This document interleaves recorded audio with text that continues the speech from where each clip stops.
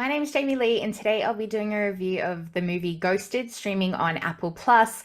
It stars Chris Evans, so naturally I wanted in, but about 10 minutes into the movie, I wanted out. I wanted to ghost the goddamn movie. It was that bad. It's the worst movie of the year, in my opinion. It was not fun, and I'm going to tell you why it wasn't fun and explain my reasoning and hope that you don't waste your time watching this movie, but instead waste your time watching this review, please. So Chris Evans plays Cole, this country boy, this farmer who still lives at home with his parents on their farm. He runs a farmer's market, like a little stall at the market there, where he bumps into Sadie, who is trying to buy a plant. They have an argument over plants because Cole cares too much about things and Sadie cares not enough about things. So they get into this argument over a plant, specifically a cactus, which becomes like this running joke throughout the movie, which isn't a joke at all. It's kind of just annoying. I mean, at one point there, Cole straight up kills a guy with a cactus. It's like, this is straight up stupid. It's so stupid. But anyway, despite their clear differences, despite the fact that they'd already had a feud upon meeting each other in the first 2 minutes, over a plant, Cole doesn't see the red flags there and stands in front of her car, which is never a romantic gesture, might I add, and asks her on a date. They literally just fought. They haven't even exchanged names. Like, he hops in the car and says, "My name's Cole, by the way." Okay, all right. Anyway, so they go on their romantic date. They have a look at one piece of art at a museum, small talk about the weather, I think it was, or like traveling, something really simple. They go grocery shopping, which is something that I do like every day of my life, so I don't find that very romantic. And then they race each other up a set of stairs. Sorry, but exercising on the first date, I'm out. I don't care if Chris Evans is sitting at the top waiting for me. I'm out. So anyway, they have this awkward race up the stairs and it looks terrible. It's clearly sped up in post to try and make it look like she's running faster, but the way that it was edited looks like it should have been in like a superhero movie, showing that she's got some sort of super speed like Flash or something. It just didn't look right, and then they zoomed in on the feet. It was not a good scene to watch. But people must enjoy dates like this because they ended up sleeping together, having their one night scene, and we got this passionate, cliche love-making scene in the white sheets, the holding of the hand, like super passionate. And it's like, these guys were fighting. They don't even know each other's name. I'm not feeling it. I'm not feeling this love that's supposed to be happening within these sheets. But anyway, and so after their one night stand, Cole gets ghosted by Sadie. She doesn't reply to any of his million texts that he sends. And what comes next, I think, is a little bit insulting to men, to think that they are stupid enough to do something so ridiculous. I don't know. I could be wrong. Enlighten me if you've done something that crazy for love. But anyway, so he plans to go and meet with her and talk to her about why he didn't get a second date and why he's being ghosted, which is a very strange thing to do, but whatever. He tracks down his inhaler on his phone using like a GPS. Track my inhaler, let's call it that. Never even heard of that. Don't even know if it's a real thing. But anyway, he left his inhaler in her bag, and now he's tracking it to find out where she is. Because that's totally normal after, one date where you've been ghosted. But anyway, we're not going to go there. We're not going to go there. The worst is yet to come. So we find out that she's in London.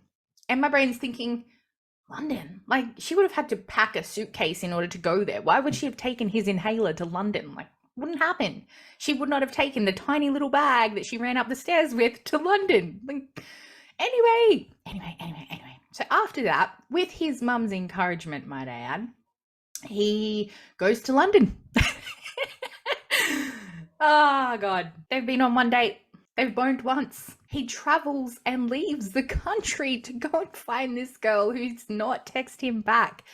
You need to get the hint, Cole.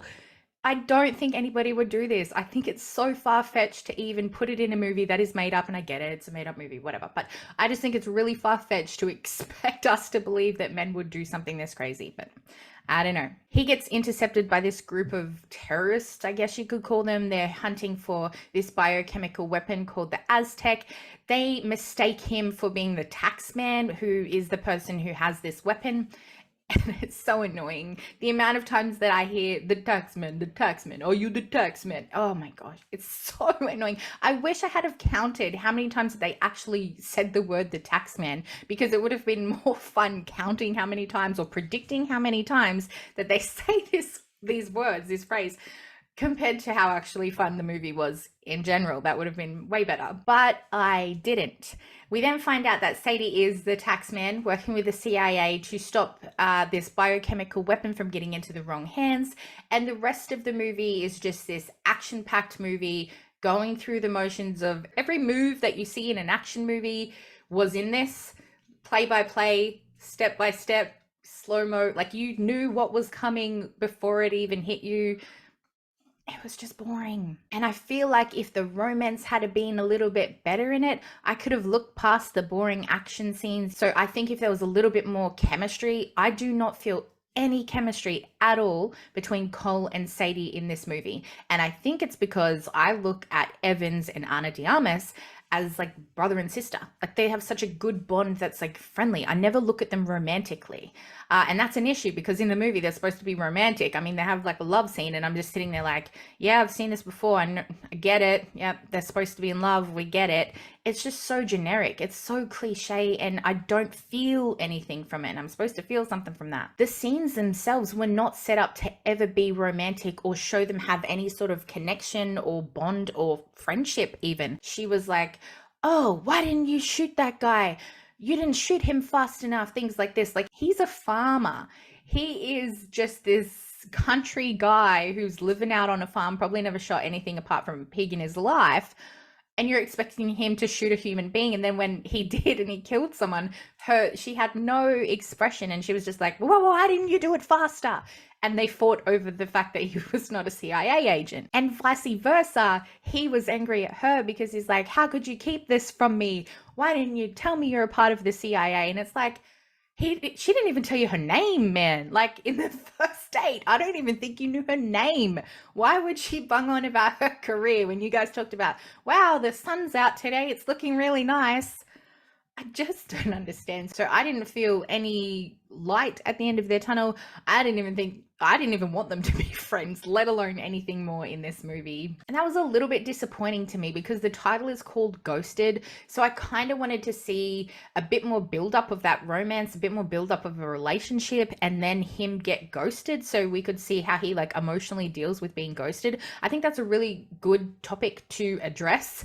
And it would have been really interesting, but instead they're just like, okay, they had a one-night stand and she never got back to you. Let's go save the world and do all these action things for the CIA and save the world. Like, it's just so been done before and so boring. So the next thing I want to have a whinge about is how awkward and lame most of these scenes in the movie were. They tried way too hard to be funny. Nothing landed, probably because they were trying so hard.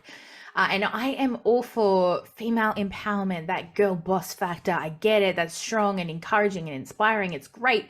I mean, I spent most of my childhood doing poses like this, saying girl power thanks to the Spice Girls. So I get it. I probably shouldn't put that on the internet. But anyway, it's out there now. Anyway, girl empowerment, got it. But scenes like this make me cringe. Go!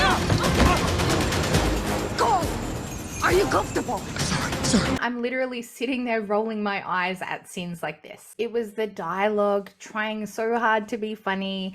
And if you've been to my channel before, you know that I have a dumb sense of humor, especially if it's inappropriate. If it's stupid, I'll probably laugh. If it's sexual, I will probably laugh. My humor is disgusting. So I normally laugh at a lot of things. This movie threw these jokes out there. You know what I miss most, mate? Yeah. I used to do it all the time. Yeah. Can't do it anymore, can I? I was either looking stunned, like, did they seriously just try that?